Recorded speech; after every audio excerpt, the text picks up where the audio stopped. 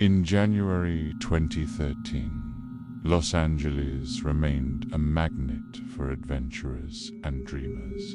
But right in the heart of the bustling city, there was a place where those dreams turned into nightmares. A hotel with a dark history, where death was no stranger. And then, a young traveler, Elisa Lam, checked in. She would never check out. Elisa Lam was a 21-year-old student from Vancouver, Canada. She was an active young traveler, enjoying exploring the world alone, documenting her experiences on her blog and social media.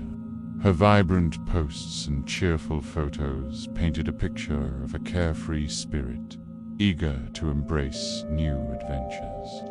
Elisa had been on a solo road trip down the west coast of the US, capturing moments in San Diego before setting her sights on the City of Angels. The Cecil Hotel in Los Angeles was her next stop, a decision that would unknowingly lead her into the heart of darkness.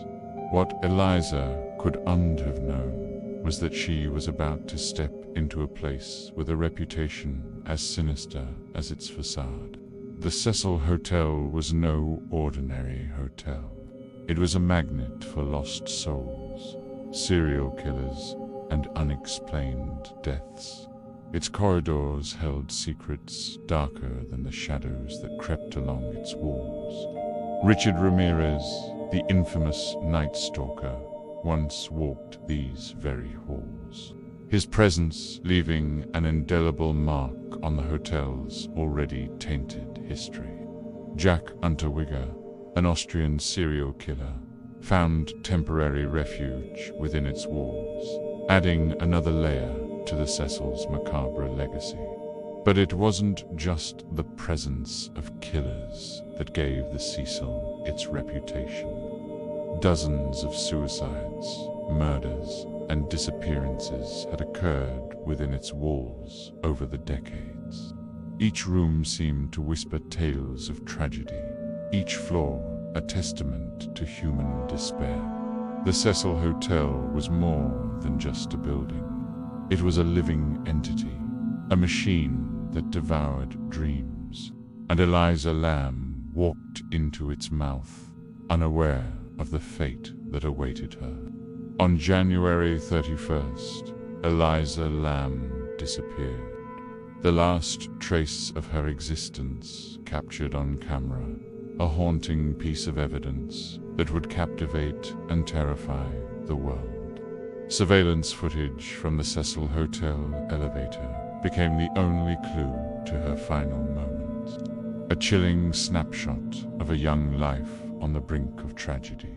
In the nearly 4-minute video, Elisa appears and acts erratically, pressing all the elevator buttons, stepping in and out repeatedly, peering into the hallway as if evading or searching for someone, waving and speaking to something unseen. The footage is unsettling, to say the least. Elisa's movements are jerky, unnatural, as if she's responding to stimuli that the camera can't capture.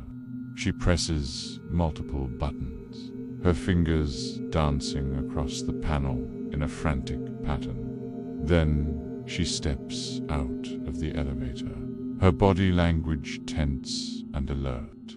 She peers around the corner, her movements suggesting both curiosity and fear. Who was she talking to? Who was she hiding from? Or was she hallucinating, trapped in a reality that only she could perceive? As Elisa steps back into the elevator, her arms move in strange, almost ritualistic gestures. She appears to be conversing with someone or something, her lips moving silently in the grainy footage. Then, just as suddenly as she appeared, she vanishes from view, leaving behind only questions and a growing sense of dread. This footage terrified the world and sparked countless speculations. Internet sleuths pored over every frame, analyzing each twitch and gesture. Theories ranged from the plausible to the outlandish. Some claimed she was running from an attacker. Others insisted she was under the influence of drugs. The more outlandish theories suggested paranormal activity, pointing to the hotel's dark history as evidence of supernatural forces at work. But amidst the wild speculation, a crucial detail of Elisa's life emerged, one that would haunt the case and spark countless controversies. Elisa had a history of bipolar disorder, a mental health condition characterized by extreme mood swings. This revelation added another layer of complexity to the already mysterious case. Could her erratic behavior in the elevator be explained by a manic episode? Or was there something more sinister at play? Nearly 3 weeks after Elisa vanished, the case took an even darker turn. Hotel guests began complaining about low water pressure and strange-colored water flowing from their taps. The water had an odd taste, they said, and some even reported a peculiar smell. Concerned, a maintenance worker went to the roof to check the giant water tanks that supplied the entire building. What he found there would shock the world and cement the Cecil Hotel's reputation as a place of unimaginable horror. There, in one of the tanks that supplied water to the entire hotel, he found Elisa Lam's body. She was completely naked, her clothes floating beside her in the murky water. The tank lid was closed, sealing her tomb in a grotesque parody of a watery grave. The discovery raised more questions than it answered. How did she get to the roof? The door was supposedly locked and alarmed. How did she get into the giant water tank and close the lid from the inside? And why was she there? The image of Elisa's body floating in the tank that had been supplying water to unsuspecting guests for weeks sent shockwaves through the media and the public consciousness. Investigators combed the scene, searching for any clue that might shed light on the bizarre circumstances of Elisa's death. They examined the roof access, the water tanks, every inch of the hotel, but the Cecil, true to its nature, seemed determined to keep its secrets.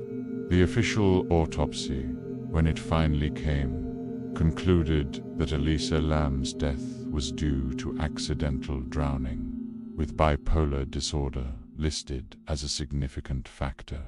But for many, that answer was far from satisfying. There were no signs of physical trauma, no illicit drugs found in her system, no logical explanation for how she accessed the water tank.